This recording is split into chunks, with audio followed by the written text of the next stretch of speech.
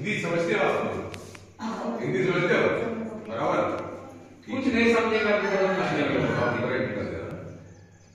मतलब मैं ये जानना चाहता हूँ कि आपके यहाँ शिक्षा का और स्वास्थ्य का कैसा स्थिति है? मतलब क्या सब बच्चों को शिक्षा मिल रही है? कोई स्वास्थ्य का प्रॉब्लम होता है तो तुरंत आपका इलाज होता है ऐसा? मतलब क्या करते हैं आप? क्या दिक्कत होती है इसमें? तो कुछ बताइए आप पहले, तो फिर हम उसको आगे चलाएंगे चर्चा को अपनी बात।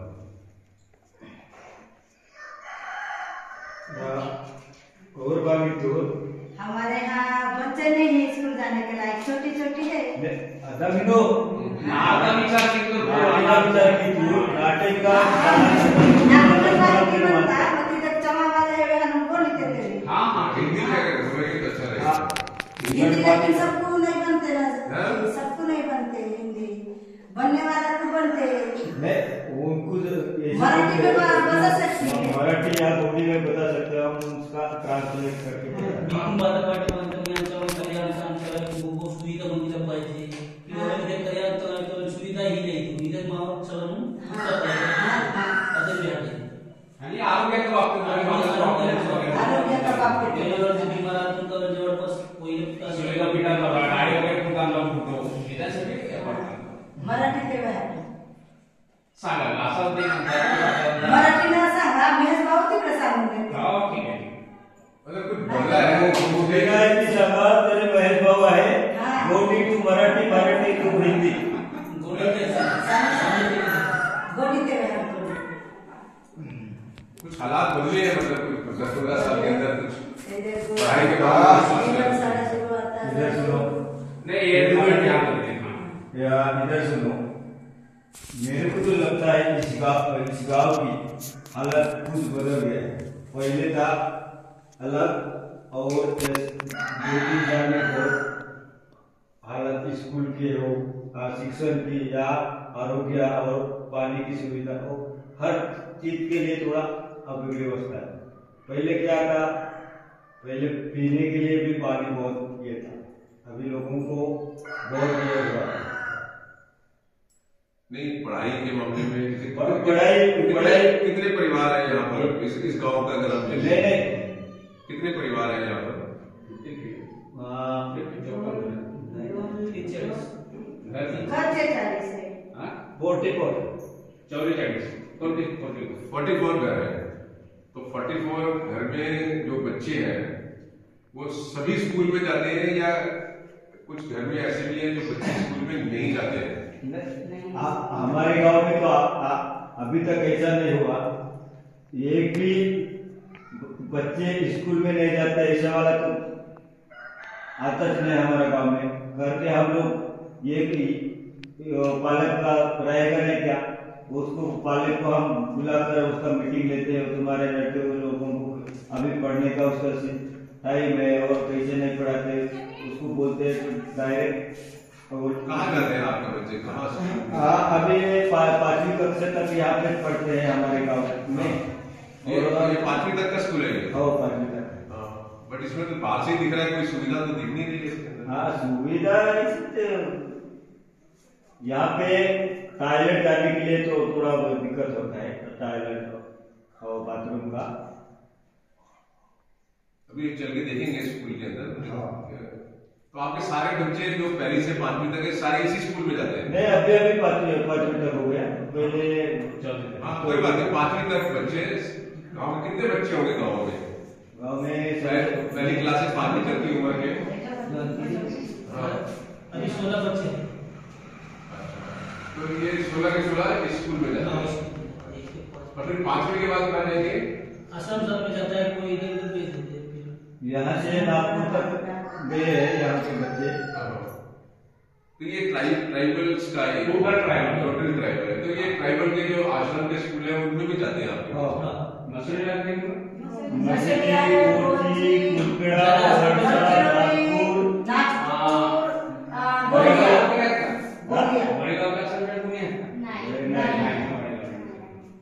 मैं ये पूछ रहा था, कल अपन जो वड़ेगांव स्कूल गए थे ना, वहाँ पे कुछ है क्या इस काम के लिए? यहाँ से कोई बच्चे नहीं, लेकिन ये मसेरी स्कूल स्कूल है आश्रम स्कूल, हाँ। गवर्नमेंट वहाँ पे कुछ लोग, और इधर उधर नगरवा बांध गए कोई जाता का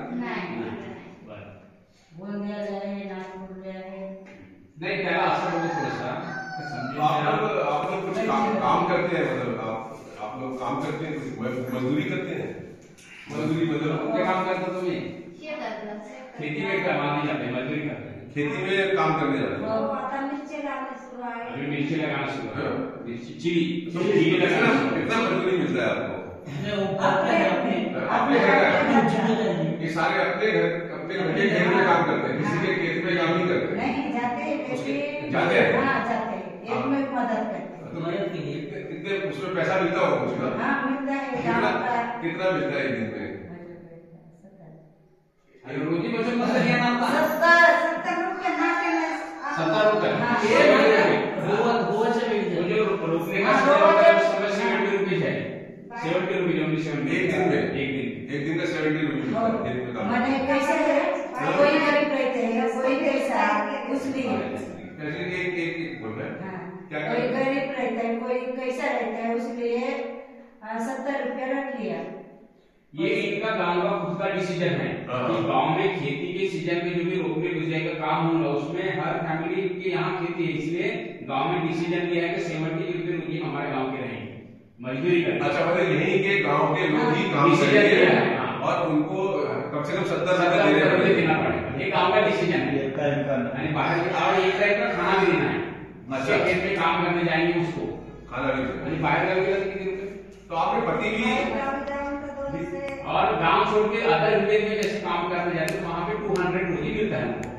अच्छा, वहाँ 200 मिलता है? हाँ, तो अपने गांव में कम क्यों मिलता है? वो लोग सबके घर में काम करते हैं, जैसे ये मेरे घर में है तो मैं इसके घर में जाऊंगा, अच्छा। तो सबको समान वेतन मिलना चाहिए, ऐसे नहीं तरीके।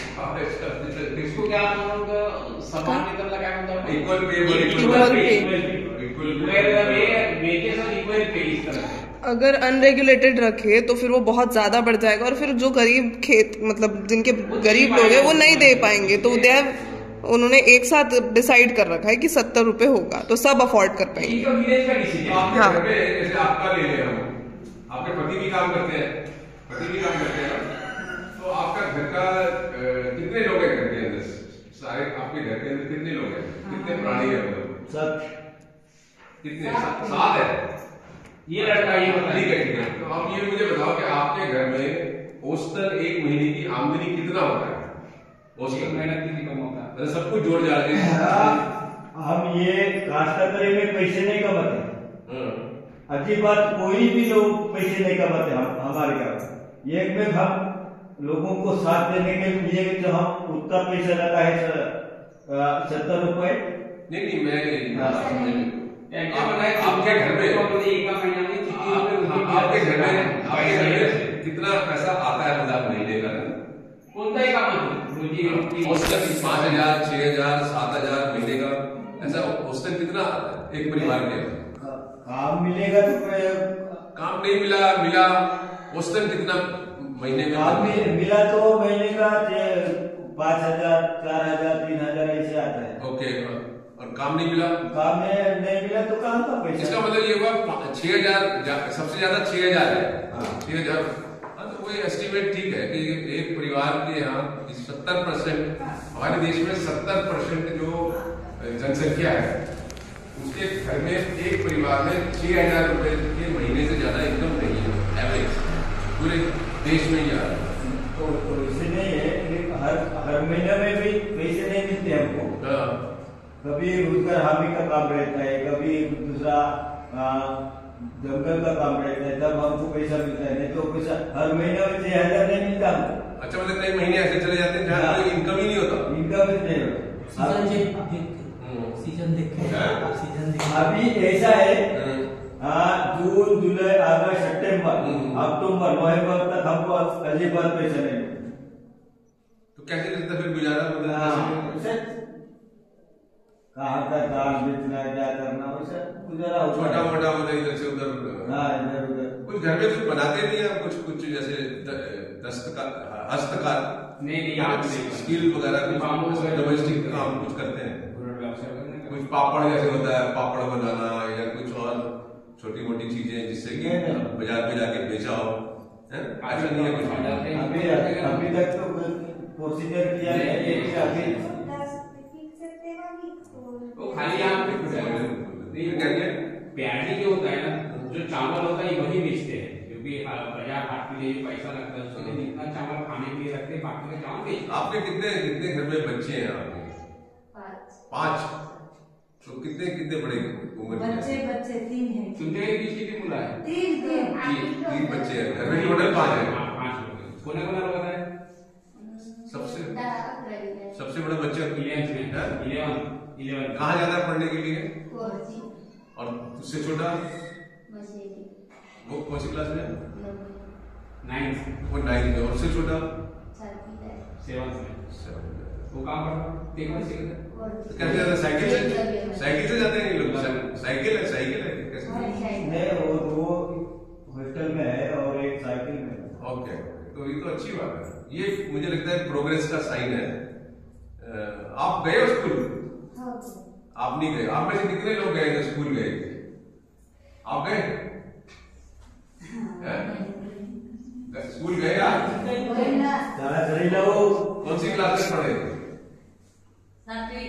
7वीं। और आप नहीं? आप दूसरी। आप और आप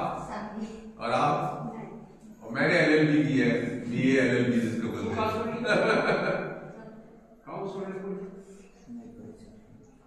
ठीक है। और कुछ? बस ठीक है, कोई बात नहीं, अच्छी बात है। आपसे मिले बहुत अच्छा लगा।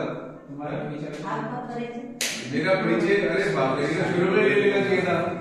मेरा परिचय ये है, मेरा नाम अशोक अग्रवाल है। मैं दिल्ली में रहता हूँ, दिल्ली में ही पैदा हुआ हूँ। और दिल्ली में जो सुप्रीम कोर्ट है, सबसे बड़ी देश में कोर्ट है, और दिल्ली हाई कोर्ट है, वहां पर मैं वकालत करता हूँ। तो वकालत के साथ साथ मेरे को ये शिक्षा के मामले में और स्वास्थ्य के मामले में मेरे को काफी रुचि है, क्योंकि गरीब लोगों को ये चीजें नहीं मिल रही, और ये अधिकार है। तो क्योंकि कानून की बात है, इसलिए मैं जगह जगह जाकर देखता हूँ कि बच्चों को उनके अधिकार मिल रहे हैं या नहीं मिल रहे हैं। नहीं मिल रहे तो फिर उनको लेकर मैं सरकार से भी लड़ाई करता हूँ, और जरूरत पड़ती है तो कोर्ट में भी जाता हूँ। तो उससे कुछ फर्क पड़ता है, लोगों से बातचीत करता हूँ, उनमें जागृति पैदा करने की कोशिश करता हूँ, उनको ये कहने की कोशिश करता हूँ कि अपने अधिकारों के लिए आपको खुद मतलब आगे आना चाहिए, क्योंकि कानूनी अधिकार है। तो कानूनी अधिकार अगर आप लागू करेंगे, लागू करने के लिए लड़ेंगे, तो उससे बहुत परिवर्तन होगा। अब जैसे शिक्षा का अधिकार है, इसके अंदर स्कूल की बिल्डिंग होनी चाहिए, क्लास रूम्स होने चाहिए, टीचर्स होने चाहिए, पानी की सुविधा होनी चाहिए, टॉयलेट होना चाहिए, और भी जो पढ़ाई के लिए किताबें देनी है, खाना है, वो सब कुछ होना चाहिए। तो अगर वो नहीं होता तो आप कानूनी तौर पे जो है उसको लड़ाई कर सकते हो, और वो तब लड़ाई होगी जब माता पिता और बच्चे अपने अधिकारों के लिए लड़ेंगे। ये कहने की कोशिश करता हूं मैं जगह जगह जाके कि आप लोग जागृत हो, जरा सा भी आप एक्शन कोई कदम उठाएंगे कानूनी ढंग से, तो उसका सरकार के ऊपर बहुत असर होता है, और उसका फायदा आपके बच्चों को होगा। तो अभी हम चल के देखेंगे ये स्कूल कैसा है, आप कह रहे हैं कि हमारे बच्चे। हमारे गांव में एक ही टीचर है। हमको लगता है हम पिछले बार 2 बार गए थे, हमारे गांव में 2 टीचर होना, एक मैडम होना करके गए थे हम लोग, लेकिन अभी तक नहीं भेजा। नहीं, आप एक काम कर सकते हैं क्या, कानून के अंदर, कानून में पालता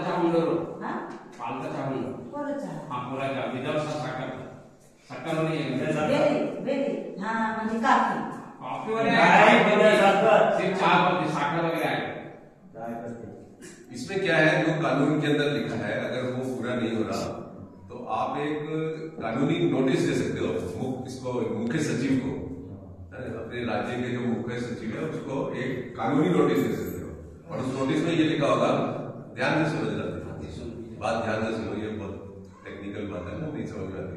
उसमें ये लिखा होगा कि जैसे मेरा बच्चा स्कूल में पढ़ता है, या पानी की सुविधा नहीं है, या टॉयलेट की सुविधा नहीं है, या टीचर नहीं है, तो आप उसको लिखोगे कि 2 महीने के अंदर ये सुविधाएं यहाँ पर भेजो, और नहीं भेजोगे तो मैं आपके खिलाफ मुकदमा करूंगा कोर्ट में।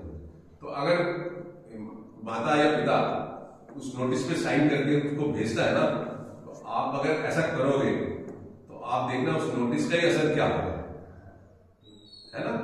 तो जैसे कोई सोता हुआ आदमी जाग जाता है ना और सबको जगा देता है, ऐसा मुझे लगता है होगा।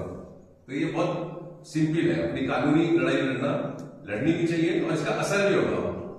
हाँ, और एक बात ऐसी है, हमारे गांव में मिनी आंगनबाड़ी है, आंगनबाड़ी नहीं अभी तक। कौन सी आंगनबाड़ी है? मिनी उससे छोटी मिनी। उसकी इमारत नहीं बोलते हो लोग। इमारत क्या है। है? मुझे कितने 23 बच्चे पढ़ रहे हैं, लेकिन वहाँ बैठने की सुविधा नहीं है, घर में बिठाते हैं। चलो अभी चल के देखते हैं। हाँ ठीक है, नहीं तो एक ताकत और सर देखते हैं, मतलब अगर आप थोड़ा सा इंटरेस्ट लेंगे ना, तो जिनके बच्चे जा रहे हैं ना उनसे नोटिस साइन करके ना वो तो आप मराठी के अंदर प्रोस्टिंग बुक भी लिख के दे देंगे।